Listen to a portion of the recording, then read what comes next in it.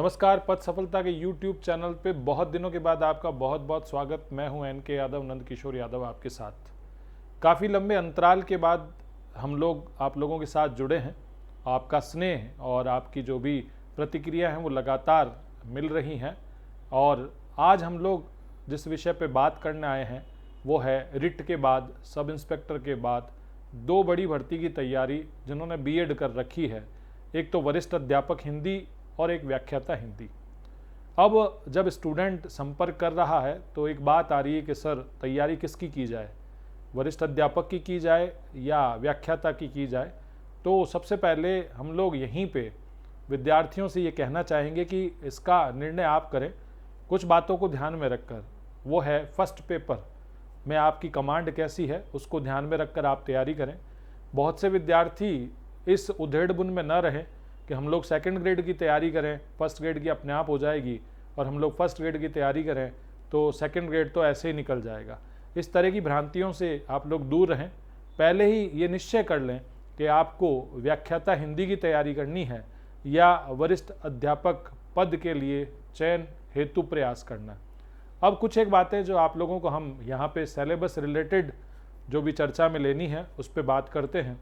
वरिष्ठ अध्यापक के सिलेबस को आप RPSC की साइट से निकालें, व्याख्याता के सिलेबस को भी आप RPSC की साइट से निकालें। और यदि हम लोग सिलेबस का विश्लेषण करें तो सेकंड ग्रेड यानी व्याख्याता हिंदी के मुकाबले सेकंड ग्रेड का सिलेबस थोड़ा सा बड़ा है।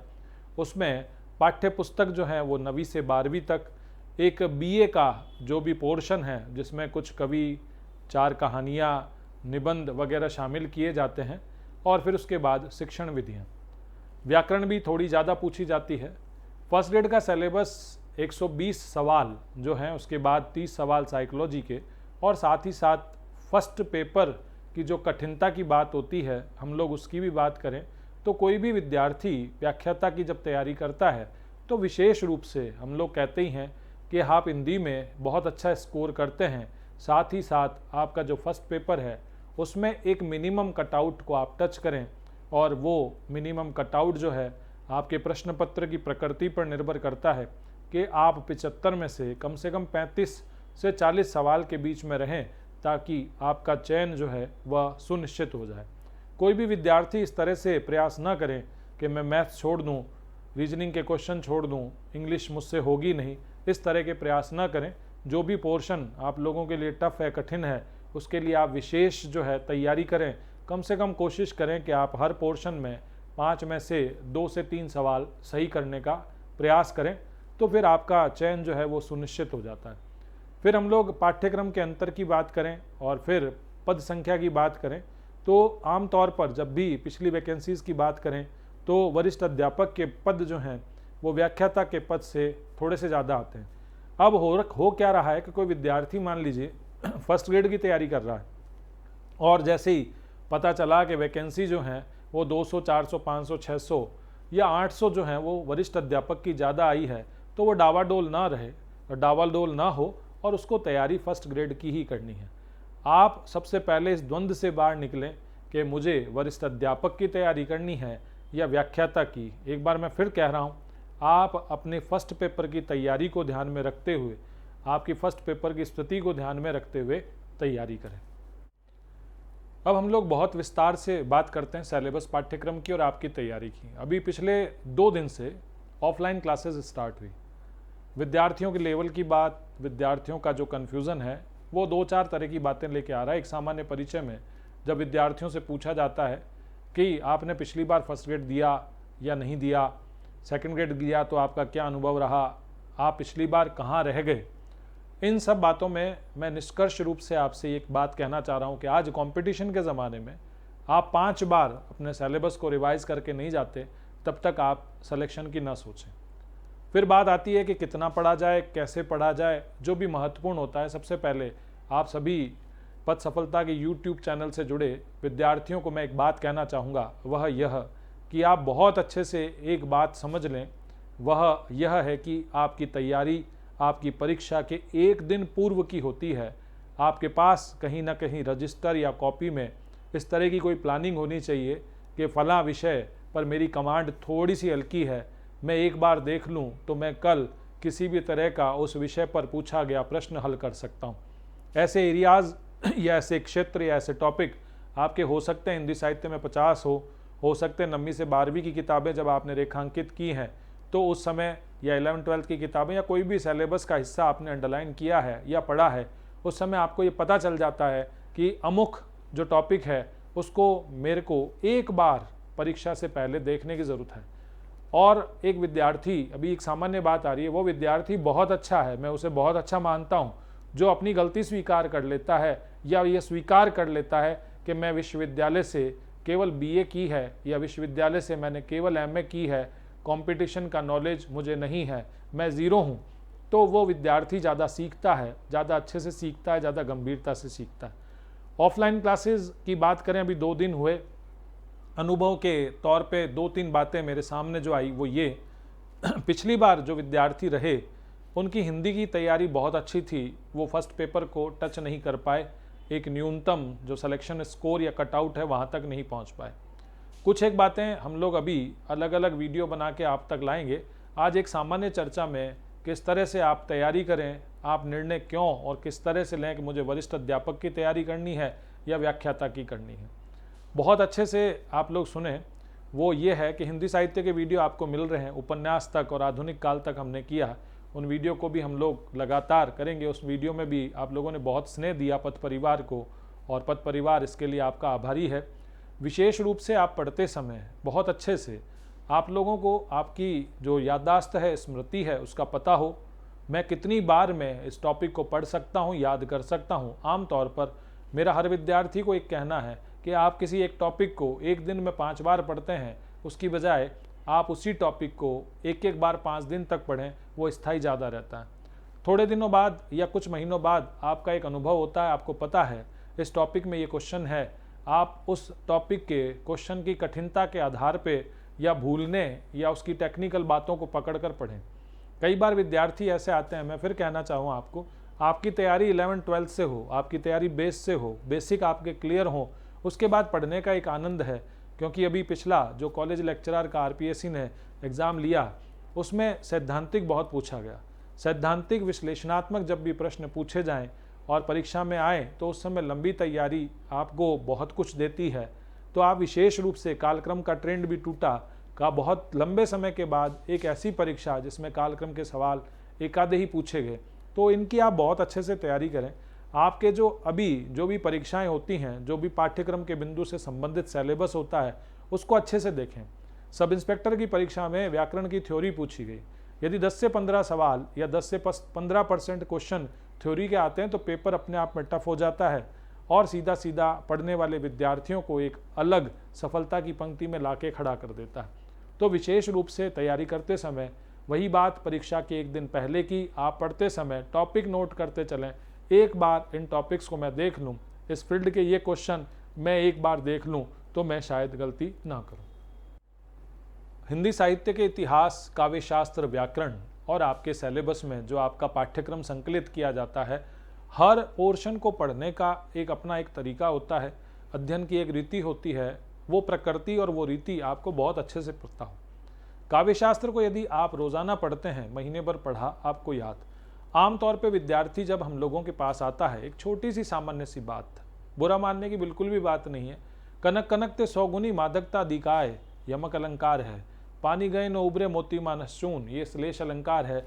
लेकिन सबसे पहले प्यारे विद्यार्थियों, आपको अलंकार हो, चाहे छंद हो या काव्य शास्त्र का कोई भी टॉपिक हो, आपका सैद्धांतिक पक्ष बहुत मजबूत होना चाहिए। 10 से 15% सैद्धांतिक सवाल आपसे पूछे और आपका आत्मविश्वास हिला। सैद्धांतिक पक्ष अच्छा होने से व्यावहारिक जो भी प्रश्न आते हैं उनको हल करने में सफलता सुनिश्चित हो जाती है। यदि आपका सैद्धांतिक पक्ष मजबूत है तो काव्य शास्त्र को आप डेली पढ़ें, आप शॉर्ट नोट्स बनाएं, अच्छी किताबों का चयन संकलन करें। आने वाले वीडियो में हम इस तरह की बात आपसे करेंगे। हिंदी साहित्य की बात करें तो हिंदी साहित्य बहुत बड़ा है, लेकिन देखो कोई भी ट्रेंड चलता है। जैसे कॉलेज व्याख्याता की बात करें, उसमें वापस हजारी प्रसाद द्विवेदी, रामचंद्र शुक्ल आए, वापस जो हैं आपके नामवर सिंह जी भी आते हैं कुछ प्रश्नों में। लेकिन अच्छे से जब हम लोग बात करते हैं कब कौन सी किताब प्रमुख हो जाए, हमें इसकी परवाह किए बिना हम लोग बहुत गहराई से अध्ययन करें। जब 9 से 12 या 11-12 के सिलेबस की बात आती है, बहुत से कहते हैं साहब हम बहुत लंबे समय से 9 से 12 पढ़ा रहे हैं, वो चीज़ अलग है, स्कूल की टीचिंग अलग है, कंपटीशन अलग है। मैं सभी विद्यार्थियों को एक बात कहना चाहूँगा, सबसे पहले आप जहाँ कहीं से भी तैयारी करते हैं, विशेष रूप से आप बेसिक जो है वो टॉपिक क्लियर करें।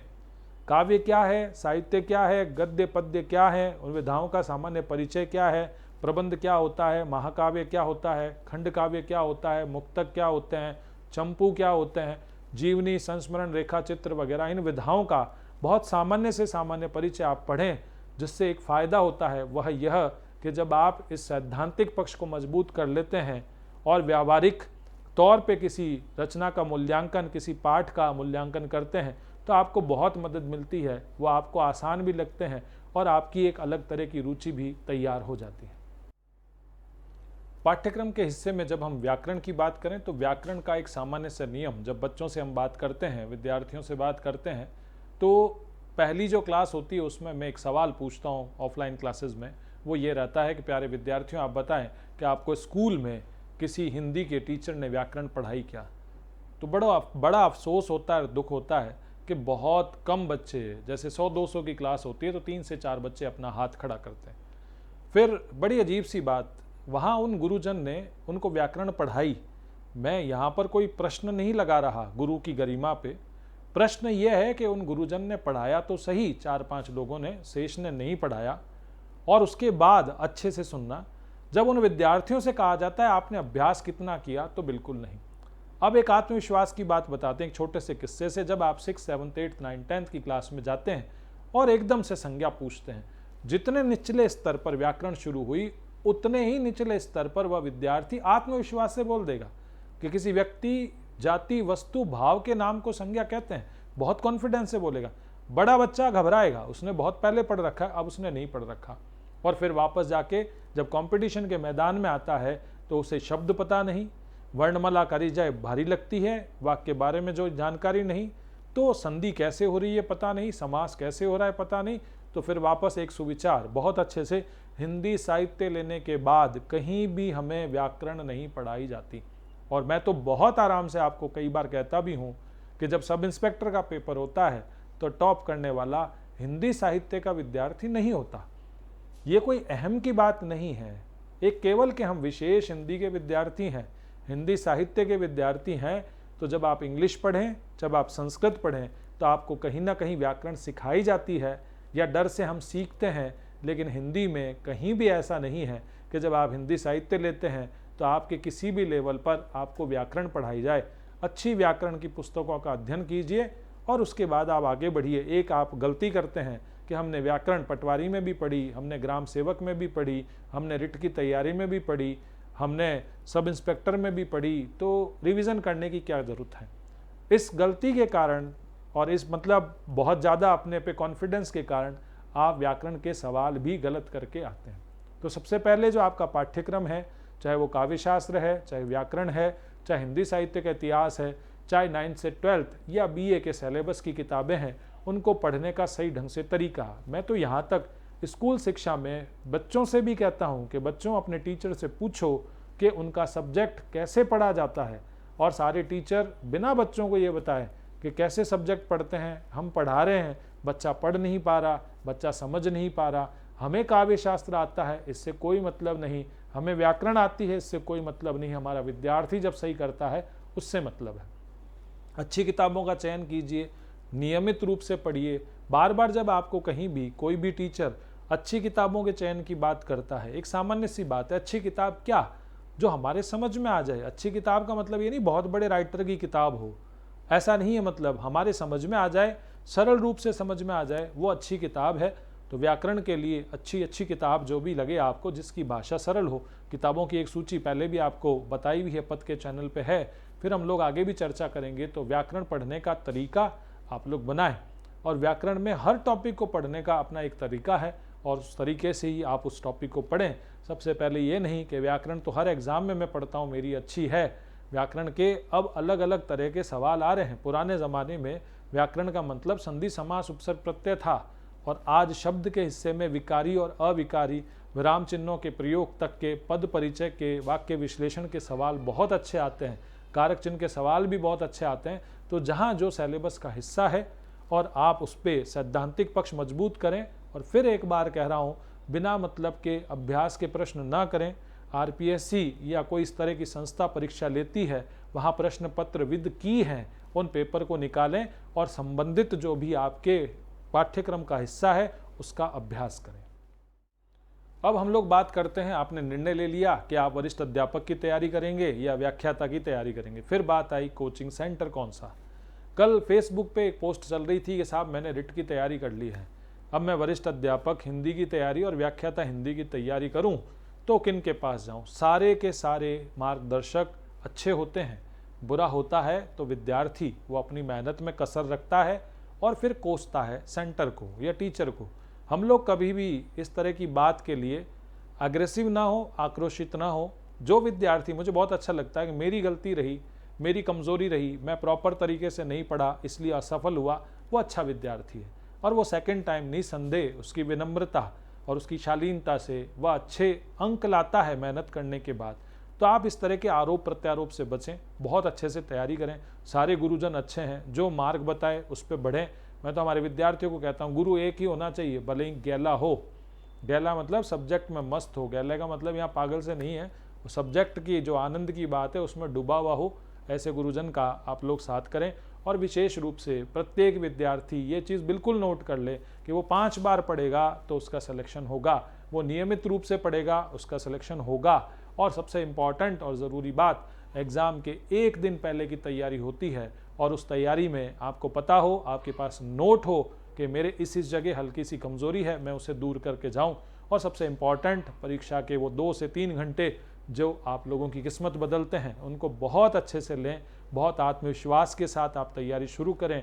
पद परिवार आपके साथ है। और हाँ, सबसे इम्पॉर्टेंट चीज़, अभी ऑनलाइन हिंदी का कोर्स लेने से पहले थोड़ा सा रुक जाएं, क्योंकि 15 तक प्लानिंग हो रही है कि पद सफलता का जो चैनल है वो आपको क्लासेस ऑनलाइन प्रोवाइड कराएगा। बहुत से क्वेरीज आ रही हैं, बहुत सी फरमाइश हो रही है कि सर आप ऑनलाइन आएँ। तो मैं आप लोगों की इच्छा के अनुरूप, आपकी अपेक्षा के अनुरूप ऑनलाइन प्लेटफॉर्म पे आ रहा हूँ। तो 10-1 दिन रुकें, क्योंकि पद सफलता फिर आपकी पहुँच घर तक होगी और हम लोग हमारी सफलता का इतिहास लिखेंगे। बहुत बहुत धन्यवाद, बहुत बहुत आभार। तैयारी के लिए बहुत बहुत शुभकामनाएं। आप सफलता के शिखर को छुएं। मैं NK यादव, पद सफलता से नमस्कार, धन्यवाद।